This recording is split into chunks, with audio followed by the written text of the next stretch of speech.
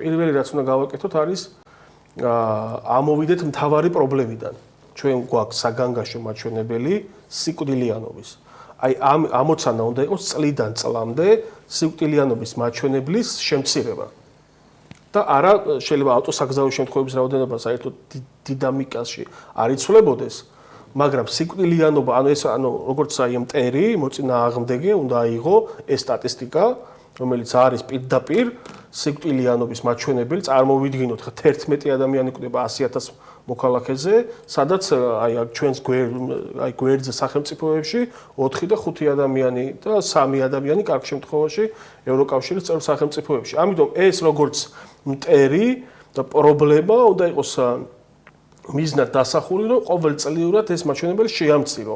თუ დავადგენთ, რომ სიჩქარის გადაჭარბება არის ამის ძირითადი პრობლემა და მე ვფიქრობ, რომ სიჩქარის გადაჭარბება ერთ-ერთი ყველაზე სერიოზული პრობლემა არის, გავამკაცროთ წერტილოვნად სიჩქარის გადაჭარბება. იყოს რაღაც ლუფტი, სადაც ჯარიმა არის და იყოს რაღაცა ლუფტი, მაგალითად 200-ით რომ მიდის, აი ეს ადამიანი ქუჩაში იყოს სხვა სანქცია.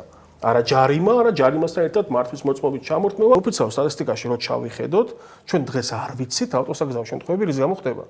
ანუ როგორ შეიძლება პრევენციული ღონისძიება გაატარო, დაგეგმო კამპანია, გაამკაცრო კანონი, ან მიიღო რაღაც ზომები, თუ არ იცი კონკრეტული პრობლემა რისგან გამომდინარეობს. ეს არის თან ფუნდამენტი, რომელიც წლებია ჩვენ საუბრობთ, რაც არის დაკავშირებული საგზაო მოძრაობის უსაფრთხოების პრობლემასთან, არის ის, რომ ზედაპირული დამოკიდებულება ხელისუფლების გულგრილობა არის სათავე ამ პრობლემის, რომ ჩვენ დღეს არ ვიცით რის გამო ხდება ქვეყანაში ავტოსაგზაო შემთხვევები.